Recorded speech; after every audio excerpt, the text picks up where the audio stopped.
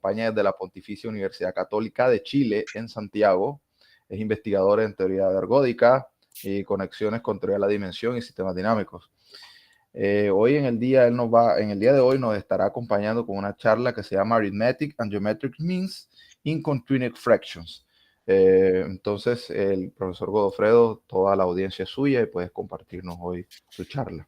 Estaremos atentos a escucharla. Bien, en primer lugar, quiero darles muchas gracias por la invitación.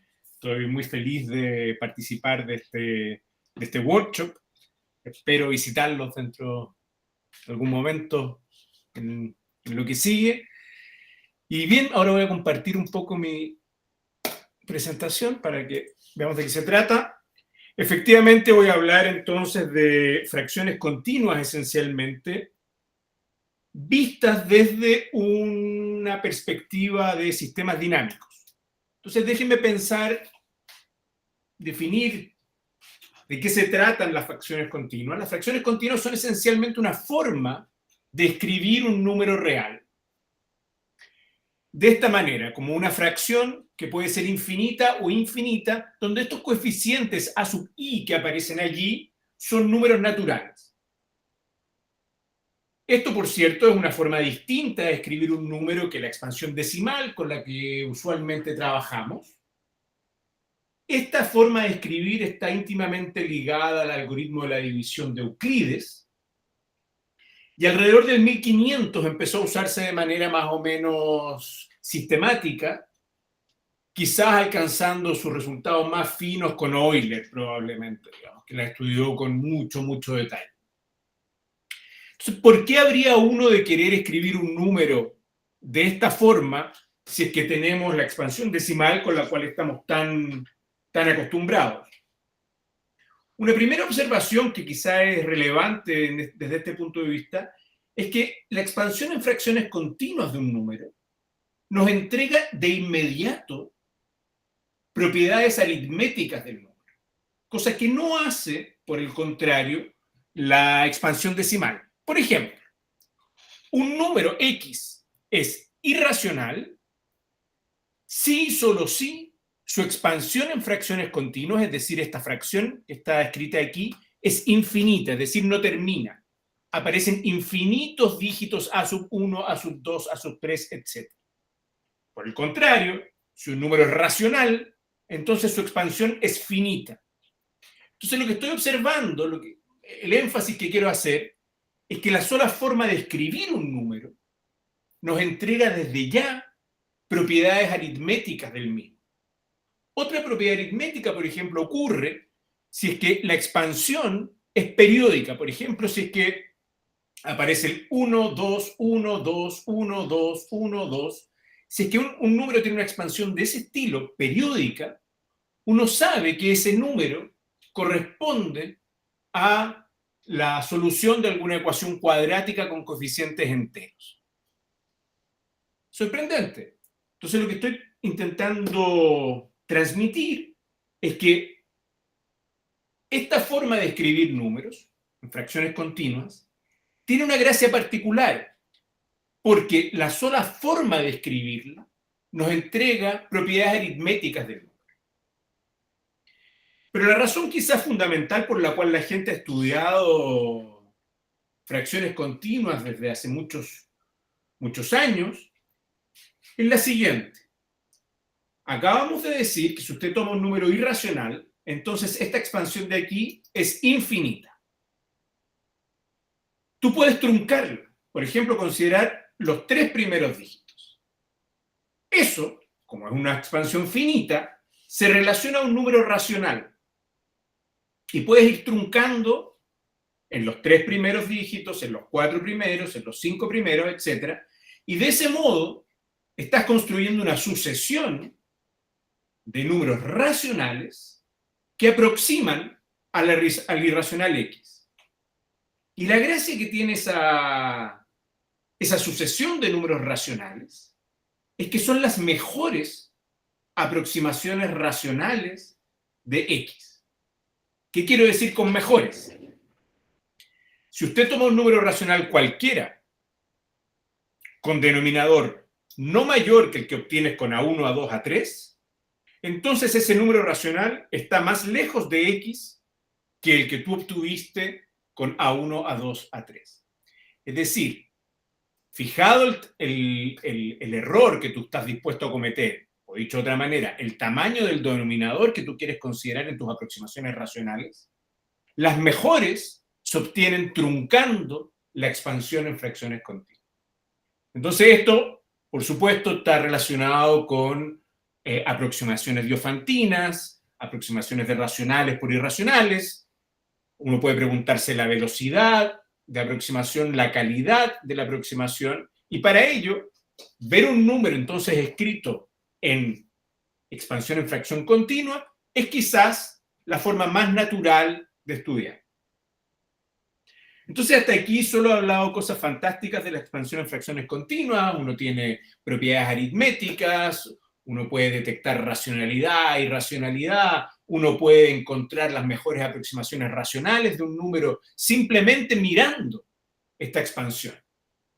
Entonces, una pregunta natural, entonces usted me dirá, ¿por qué no escribimos entonces nosotros todos los números en fracciones continuas en vez de estar trabajando con expansiones decimales en las cuales ciertamente no vamos a encontrar las mejores aproximaciones racionales, podemos no detectar siquiera si es que un número es racional o irracional mirando su expansión, etc.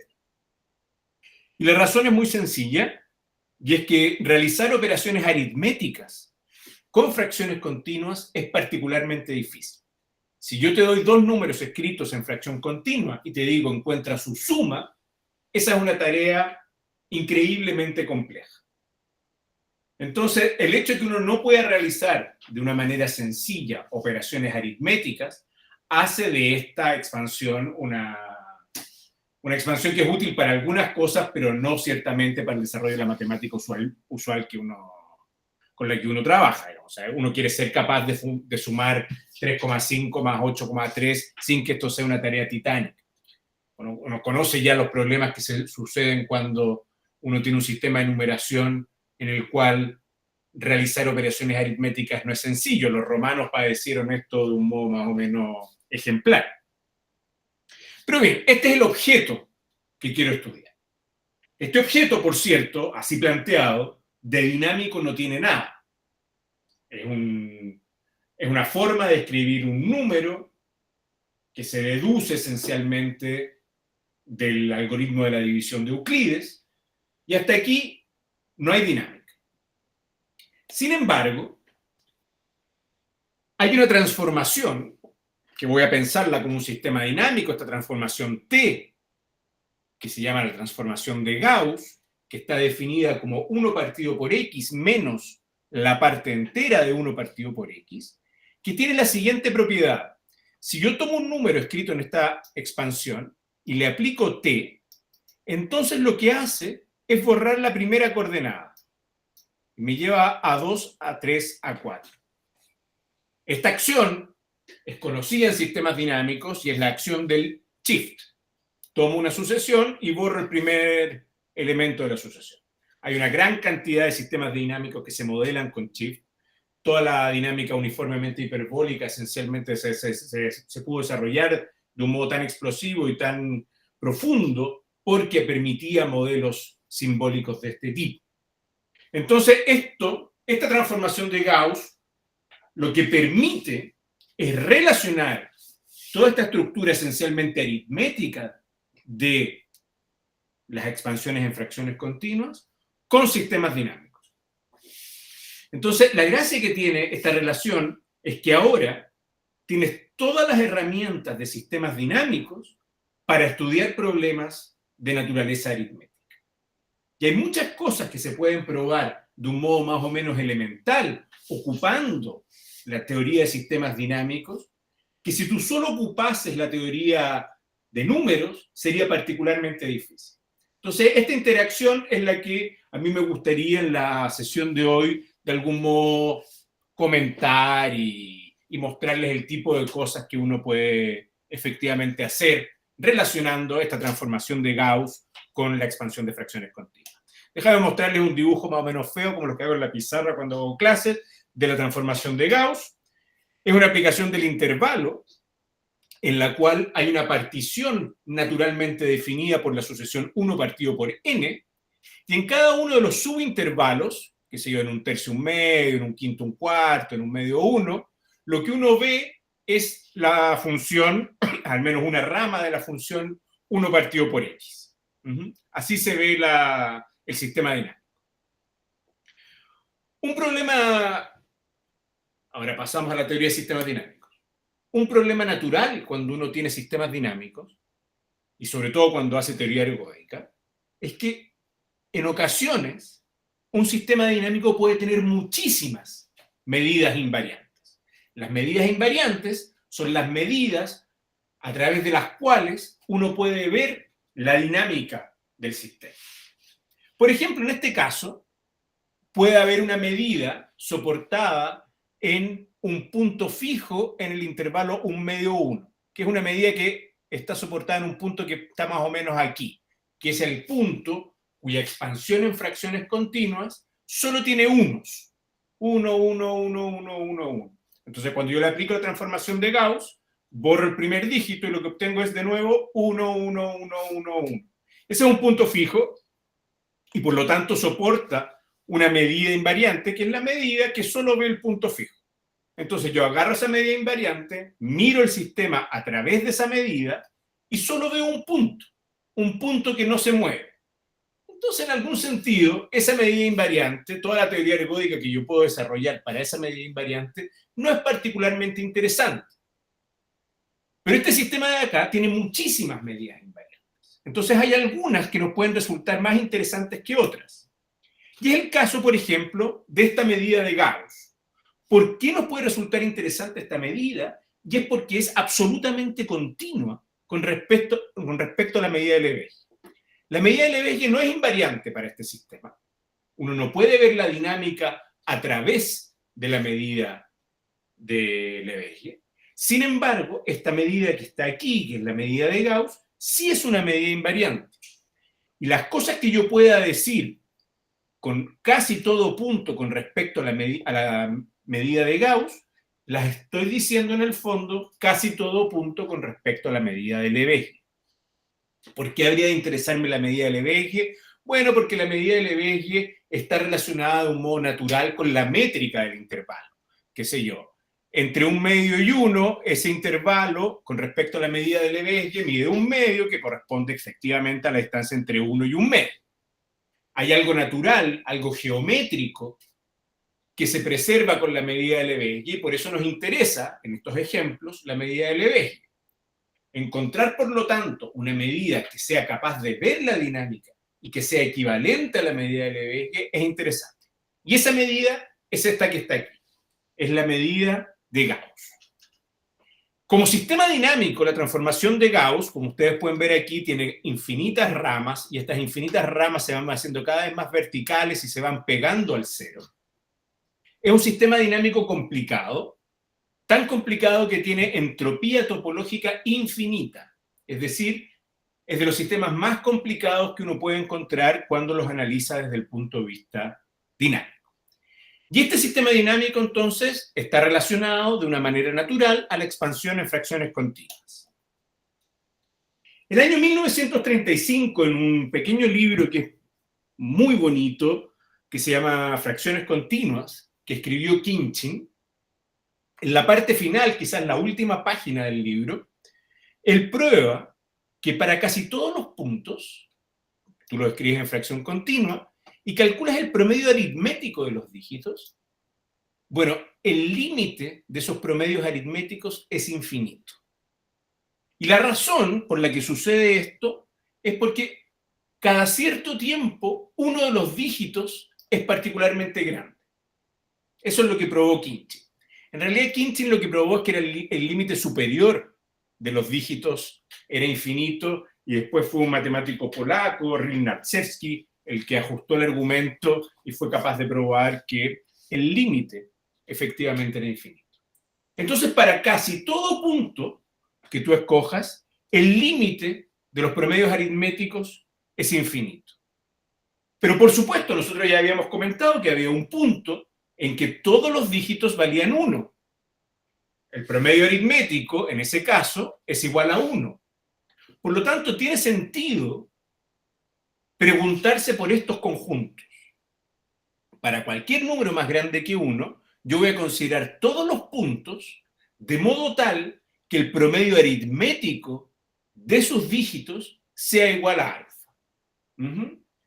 Nosotros ya sabemos que todos esos conjuntos tienen medida de Lebesgue 0, por el resultado de Khinchin, que decía que para casi todo punto ese promedio era infinito, y aquí estoy tomando conjuntos de puntos para los cuales el promedio es un número fijo, pero finito. Entonces, si yo quiero estudiar estos conjuntos, que ya sé, al menos hay algunos que son no vacíos, tengo que ocupar alguna otra herramienta para medir el tamaño de estos conjuntos. La medida de Lebesgue es una mala idea porque todos tienen medida 0. Entonces, quizás, cuando uno está lidiando con estos conjuntos de naturaleza más bien fractal, lo razonable es utilizar una noción de tamaño que introdujo Hausdorff en el año 1919, que se llama dimensión de Hausdorff. La dimensión de Hausdorff tiene una gracia especial y es que es capaz de distinguir tamaños de conjuntos que tienen medida de Lebesgue 0. El caso quizás paradigmático es el conjunto de Cantor tercio, que tiene medida de Lebesgue 0, sin embargo tiene dimensión de Hausdorff logaritmo de 2 partido por logaritmo de 3. El 19, cuando Hausdorff definió la dimensión de Hausdorff, fue una noción que no tuvo particular éxito, porque entre otras cosas no es invariante por homeomorfismos. Si tú tienes dos conjuntos de Cantor, esos son homeomorfos, y sin embargo pueden tener dimensión de Hausdorff distinta. El morfismo que preserva la dimensión de Hausdorff son las funciones bi-Lipschitz. Hay que pedir que la función sea biyectiva, Lipschitz, con inversa e inversa Lipschitz. En ese caso se preserva la dimensión de Hausdorff. Y no fue sino hasta los años 70 en que la dimensión de Hausdorff tuvo un nuevo ímpetu, esencialmente, si ustedes quieren, con los trabajos de Mandelbrot sobre fractales. Y desde ahí en adelante, de los 70 hasta ahora, se ha redescubierto la importancia de la dimensión de Hausdorff. Para el caso particular que a nosotros nos atañe aquí, efectivamente, quiero saber cuál es el tamaño en términos de dimensión de Hausdorff de este conjunto alfa. Sucede que, y esta es parte del teorema, para cualquier alfa mayor que 1, el conjunto de alfa es no vacío. Pero no solo eso, el conjunto de alfa es denso en 0,1. Entonces, para cada alfa, yo encuentro un conjunto A de alfa que es denso en 0,1. Esto hace una descomposición complicada del intervalo, porque ustedes notan que si toma los conjuntos A de alfa son disjuntos entre ellos. Tomas dos alfas distintos, y A de alfa 1 intersectado con A de alfa 2 es vacío. Entonces uno tiene una descomposición muy complicada del intervalo con estos conjuntos de nivel. Lo que probamos hace algunos años con Thomas Jordan de la Universidad de Bristol, y que en algún sentido es sorprendente y es interesante, es un fenómeno que se está observando en los últimos 10, 15 años, es que tenemos esta descomposición tremendamente complicada del intervalo por conjuntos A de alfa. Y sin embargo, la función que codifica esta descomposición, es decir, la función que a cada alfa le asocia la dimensión de Hausdorff de A de alfa, es decir, a cada alfa le asocio el tamaño de A de alfa, esa función, a pesar de que la descomposición es súper complicada, es lo más regular posible en el intervalo. Es analítica real. Entonces, ¿qué es lo que tenemos? Tenemos una descomposición increíblemente complicada del intervalo, en una descomposición no numerable de subconjuntos disjuntos del intervalo, cada uno de ellos denso en el intervalo, y sin embargo, oh sorpresa, la función que la codifica es analítica real. Es decir, es lo más regular posible que uno puede encontrar en el intervalo. Probamos además en esa ocasión que la función era creciente y que se iba pegando a 1 a medida que alfa crecía. Por supuesto, uno dice, bueno, usted está estudiando promedios aritméticos, pero hay otras formas de calcular promedio y un promedio más o menos natural es este de aquí, que son los promedios ponderados. Digamos, uno toma un exponente, calcula la suma de los exponentes, después calcula la raíz de correspondiente a ese exponente y puede hacerse la misma pregunta. Y con Thomas Jordan lo que probamos es que si tú tomabas un exponente que era más chico que 1, un número entre 0 y 1, entonces se producía un fenómeno distinto al observado en el caso del promedio aritmético. En esa ocasión, uno es capaz de probar que existe una constante, que aquí yo estoy llamando K de gamma, de modo tal que, claro, la función es analítica real en un intervalo, en este que está aquí, pero después es constante igual a 1. Quizás aquí tengo un par de dibujos, claro. En el primer caso, cuando gamma es más grande que 1, el dibujo que uno tiene es exactamente el mismo del promedio aritmético. Es una función creciente, analítica real, que se va pegando a 1 hacia medida que vas acercándote a infinito. Pero ahora si estás con un número entre 0 y 1, hay una constante, de modo tal que tú eres analítica real, chocas y después eres constante igual a 1. La función, por supuesto, en este caso no es analítica en el punto K de gamma, porque de acá es constante y acá no es constante. Pero quizás lo más sorprendente del segundo caso es este plató que está aquí. Porque ¿qué es lo que significa? Geométricamente hablando. Si tú tomas dos conjuntos, aquí hay un alfa, aquí hay otro alfa, y mira su dimensión de Hausdorff, y su dimensión de Hausdorff en cada uno de estos casos, para cualquier punto acá, es igual a 1. Por lo tanto, ¿qué es lo que acabas de construir? Acabas de construir una familia continua de subconjuntos disjuntos del intervalo, cada uno de los cuales tiene dimensión total, dimensión 1. Eso sí que es sorprendente porque te dice en el fondo que el hecho de tener dimensión 1 no es algo tan grande. Cabe un conjunto no numerable de subconjuntos disjuntos del intervalo, todos de dimensión 1 dentro del intervalo. Ese era un resultado poco claro, no se sabía si se podían hacer este tipo de cosas en la dimensión de Hausdorff, y aclara, digamos, en algún sentido, que ser de dimensión de Hausdorff 1 no significa que seas muy gordo, no significa que ocupes mucho espacio dentro del intervalo, porque cabe un conjunto no numerable de conjuntos de subconjuntos disjuntos de dimensión 1 aquí. Entonces, uno tiene entonces dos fenómenos completamente distintos, dependiendo de si la ponderación que estoy considerando aquí está entre 0 y 1 o es mayor que 1. En el caso que sea mayor que 1, la función que a cada alfa le asigna la dimensión de Hausdorff del conjunto de nivel A de alfa es estrictamente creciente, real analítica y se va pegando poco a poco al 1 a medida que alfa va creciendo. Ahora bien, si usted toma gamma entre 0 y 1, la función es estrictamente creciente, choca en 1 y después tiene un plató en el cual se mantiene pegada en 1. Entonces hay una propiedad cualitativa que cambia dependiendo del valor, si el valor de gamma es más grande que 1 o está entre 0 y 1. Hace muy poco, conjuntamente con Boyan Zhao y con Mike Todd, volvimos a estudiar este caso original y logramos determinar el valor, la velocidad, si ustedes quieren, a la cual esta curva se va pegando a 1. Y probamos este resultado. Este es un resultado completamente nuevo, no está ni siquiera publicado todavía, el preprint está disponible en el archive. Pero es interesante porque lo que te está diciendo, en el fondo, aquí estás midiendo la velocidad a la cual, a medida que alfa crece, la dimensión de j de alfa se acerca a 1. Y viene dada esencialmente por un exponente crítico que depende de gamma. Es interesante, este es de los primeros resultados que describen la velocidad a la cual esa curva se va pegando a 1.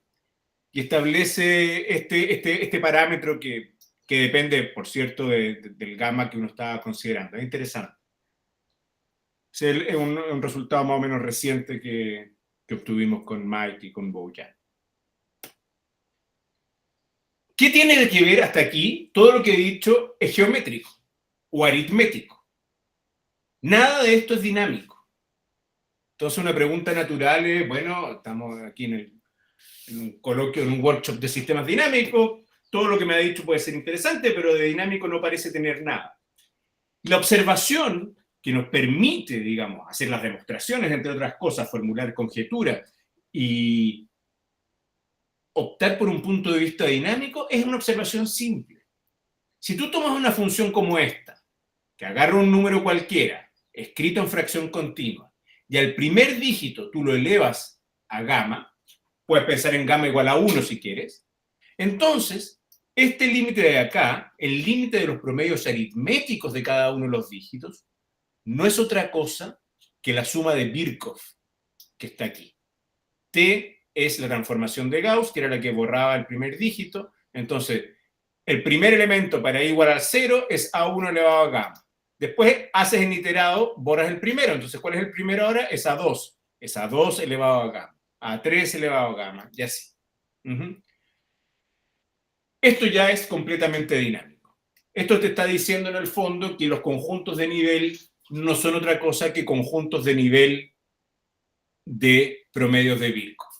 Y ahí ya puedes introducir toda la maquinaria de teoría ergódica para estudiar estos resultados. Y es eso, de hecho, lo que uno hace.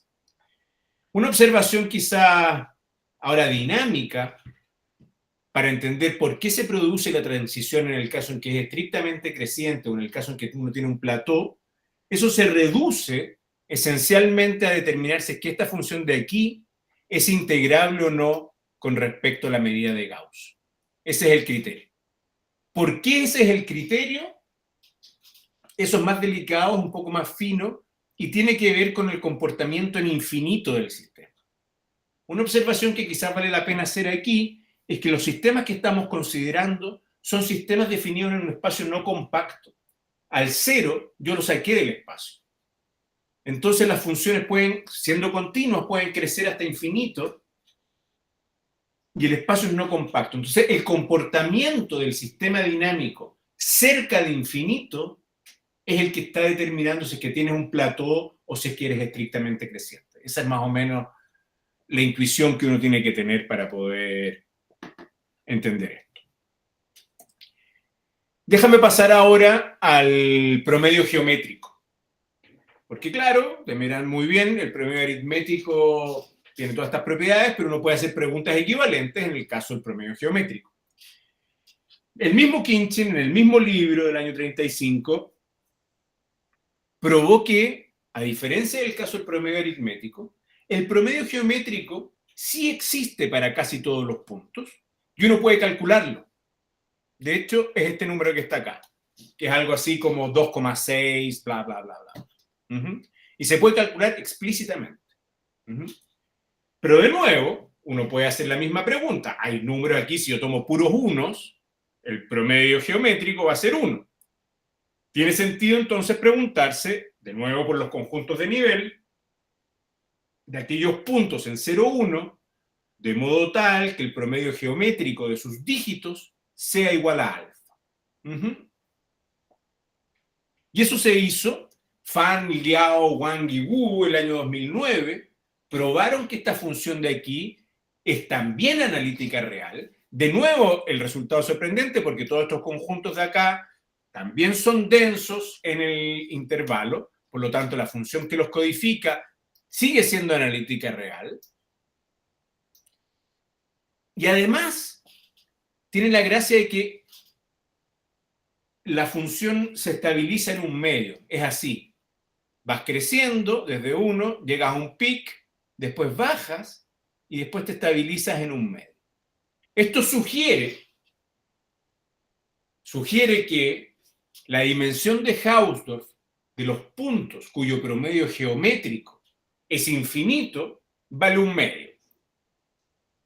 Dicho de otra manera, uno esperaría que que esta función de alfa j de alfa sea continua en infinito, es decir, que en infinito esto efectivamente valga un medio. Y ese resultado lo probamos en conjunto con Thomas Jordan hace algunos años. Probamos que efectivamente eso valía un medio. Y eso tiene una interpretación, no me voy a detener demasiado en eso, porque estamos más o menos en la hora, pero de nuevo la interpretación es, cuando tú tienes un sistema que está definido en un espacio no compacto, hay medidas invariantes que se van a escapar del sistema. Entonces tú te puedes preguntar, por ejemplo, cuánta entropía se llevan a infinito, cuánta dimensión de Hausdorff se llevan a infinito. Y cuantificando esos números, uno puede probar que efectivamente ese valor es igual a un medio. De nuevo, el comportamiento entonces del sistema en infinito te dice cuál es la asíntota. Entonces, la moraleja que estoy tratando de transmitir es que cuando uno tiene espacios no compactos, sistemas dinámicos en espacios no compactos, ver cómo se comporta en infinito el sistema a uno le da un montón de información sobre las propiedades del mismo. Ya, los últimos 2-3 minutos, un par de minutos voy a indicar más o menos cuáles son las herramientas que uno ocupa para hacer una demostración como la que está aquí. Entonces, por ejemplo, tomemos esta función que está acá. Este número de aquí se llama exponente de Lyapunov de una medida. Y uno puede probar, y este es un teorema, que la dimensión de los conjuntos de nivel corresponden al cociente entre la entropía y el exponente de Lyapunov de las medidas con la gracia de que esta integral sea igual a alfa. Dame un segundo para tratar de explicar. Si una medida es ergódica y esta integral es igual a alfa, significa que el promedio ergódico de esta función es igual a alfa. Pero el promedio ergódico de esta función no era otra cosa que el promedio de los dígitos a1 elevado a gamma más 2, a 2 elevado a gamma más a n elevado a gamma dividido n cuando no es infinito. Es decir, si es que esto sucede, la medida está soportada en este conjunto. Y este cociente que está acá no es otra cosa, es una forma complicada de decir que es la dimensión de Hausdorff de la medida en el fondo. Entonces, ¿qué es lo que está diciendo este teorema? Toma todas las medidas que están soportadas en el conjunto A gamma y toma el supremo de sus dimensiones. Eso te va a dar el supremo de la dimensión del conjunto. Y después quieres encontrar una medida que maximice este supremo. Y eso es difícil, pero hay un área de la matemática, de la teoría ergódica, que se llama formalismo termodinámico, que lo que te dice, lo que te entrega son herramientas para, dentro del espacio gigantesco de medidas invariantes, escoger algunas que te sirvan. Y eso es exactamente lo que uno hace aquí, ocupando esta noción generalizada de entropía que se llama presión, que es la entropía más una ponderación. Uno puede, ocupando esa noción de presión, encontrar una medida cuya integral sea igual a alfa y que además maximice este supremo. Y con esa medida en la mano, uno ya puede probar los resultados porque uno sabe en el fondo cómo varía la medida a medida que va variando alfa. No quiero hacer el detalle de esas cosas, pero esencialmente ese es el argumento. Y la pregunta es, ¿cómo encuentra uno esa medida? Bueno, es esencialmente esto. Hay que mirar una presión a dos variables. Esta de aquí, ese número de ahí, en el fondo, de algún modo, está tomando en cuenta la geometría del espacio, y este de acá te está pidiendo que los promedios sean alfa. Entonces, bueno, uno trabaja un poco, calcula las derivadas de la presión, para eso hay que ocupar teoría de operadores, un poco complicado, pero es una teoría que se puede hacer, digamos, no es terriblemente difícil. Y después uno busca un par Q delta de modo tal que la derivada sea cero, la presión sea cero, y una vez que la derivada y la presión son cero, tú eres capaz de encontrar la medida que maximizaba este conjunto, alcanzaba este supremo de acá. Entonces, no importa el detalle, lo que sí importa es que quieres maximizar esto y para encontrar una medida que maximiza, ocupas las técnicas de formalismo termodinámico. Ya, creo que ya es la hora suficiente. Muchas gracias.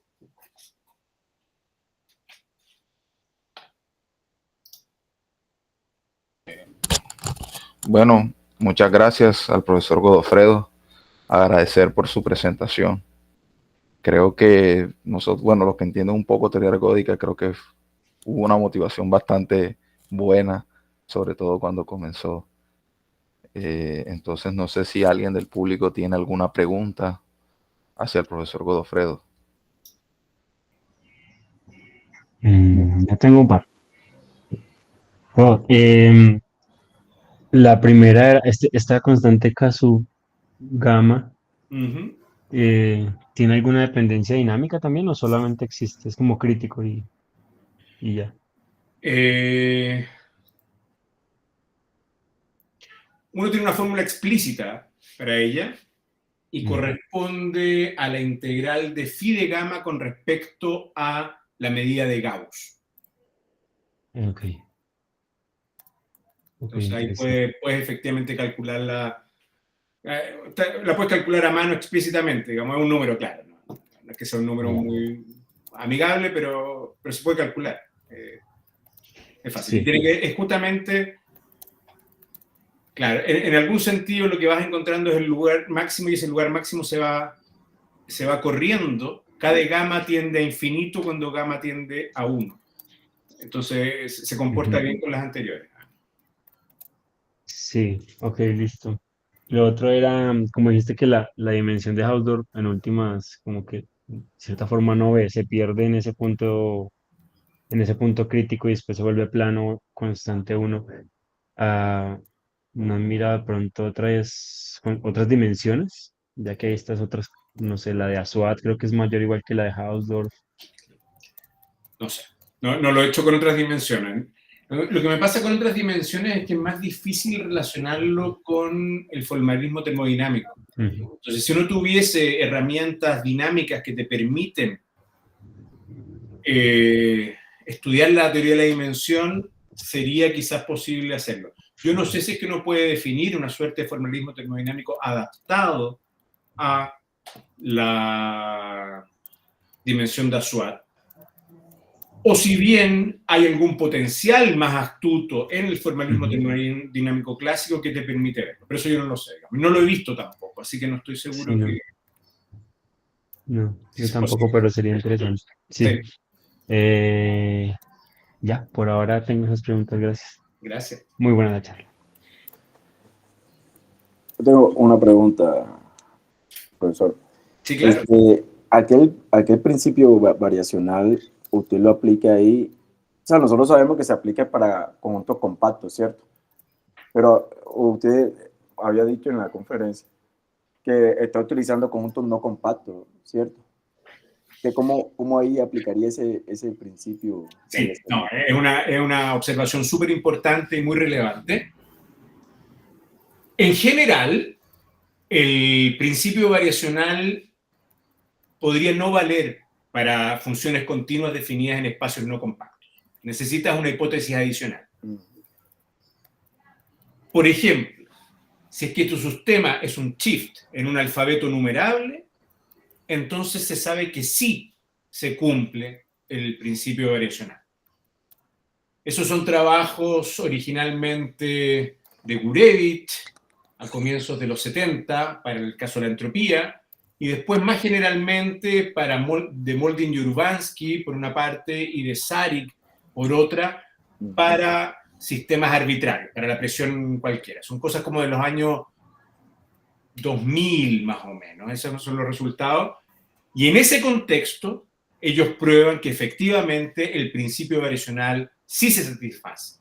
Con la salvedad hay que tener un pequeño cuidado, como los potenciales ahora ya no son necesariamente acotados, hay que pedir el conjunto de medidas que tú estás considerando son medidas para las cuales la integral del potencial es finita, para evitar problemas como entropía infinita e integral menos infinita. Y en el caso que yo estoy mirando acá, que es la transformación de Gauss, ese sistema es esencialmente conjugado a un full shift en un alfabeto numerable, por lo tanto, todo va. Ya. Otra pregunta. ¿Encuentran unicidad ahí? O sea, Sí. medida maximizante. Si es que el potencial es suficientemente regular, entonces el potencial tiene a lo más una medida de equilibrio. Lo que puede pasar en estos casos no compactos es que no tengas ninguna medida de equilibrio. Incluso potenciales localmente constantes, cosas muy, muy regulares, pueden no tener medidas de equilibrio. Pero si es suficientemente regular, lo que sí sabes es que no tiene más de dos. O sea, no tiene más de una. Tiene a lo más una medida de equilibrio. Lo que pasa a veces es que no tiene. Entonces la dificultad está aquí más bien en la existencia más que en la unicidad. Ok. Como es muy compacto las cosas, los candidatos a medida de equilibrio podrían estar escapándose del sistema. Eso es lo que pasa. Ok. ¿Y se ha considerado además de ese potencial, otro tipo de potencial? Sí, por supuesto. Lo que yo estoy aquí en el fondo disfrazando de teoría de número o resultados generales de formalismo termodinámico.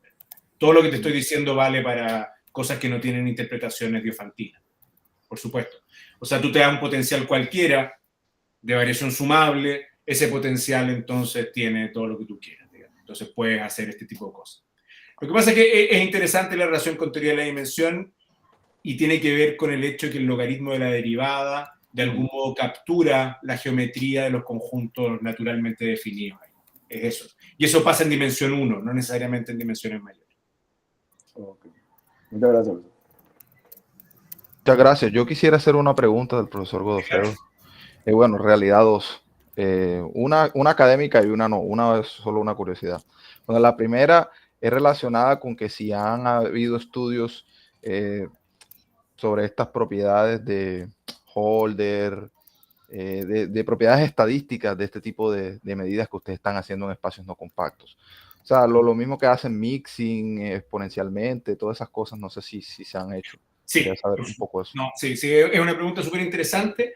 Hay una clase de potenciales que se llaman strongly positive recurrent, para los cuales uno puede demostrar que los estados de equilibrio que encuentran satisfacen las mismas propiedades que satisfacen los estados de equilibrio de potenciales regulares en espacios compactos. Por ejemplo, tienes decaimiento exponencial de correlaciones, tienes teorema del límite central, tienes todas las cosas estadísticas súper buenas que uno tiene en el caso compacto. Para esos potenciales se tiene en el caso no compacto. Y es una clase más o menos grande de potenciales que es abierta en el espacio de potencial. Pero hay otros potenciales para los cuales las medidas son menos buenas. Entonces ahí está lleno de problemas abiertos. La gente no sabe qué tan buenas son esas medidas o qué tan malas son. Bueno, muchas gracias. Y la segunda pregunta, ya que es no académica, ¿usted tiene alguna relación con el poeta Godofredo Biomi? Sí, mi abuelo. Ok, perfecto. Claro, yo también iba a hacer exactamente esa misma pregunta, pero como estaba, digamos, en Bueno, cuestión técnica. Bueno, sí, yo me atrevo a hacer la pregunta porque como yo hice el postdoc en la Pontificia Católica de Valparaíso, entonces, alguna vez me enteré de la asistencia de Godofredo Biomi. Claro, pero, o sea, al margen de eso, yo dije, bueno, debe ser familia. Igual, no sé si Iomi es muy, o ¿cómo puedo decir? El apellido es muy común o no. Entonces decía, bueno, puede que tenga razón, pero voy a esperar que termine de hablar de las cosas dinámicas para yo preguntar, ¿no? No, sí, mi abuelo. Bueno, está bien. Muchas gracias. Agradecer al profesor Godofredo por su presentación. La verdad, muy interesante. Bueno, entonces... Voy a dejar de compartir aquí para... Listo. Bueno, y continuamos ahora nuestra tercera sesión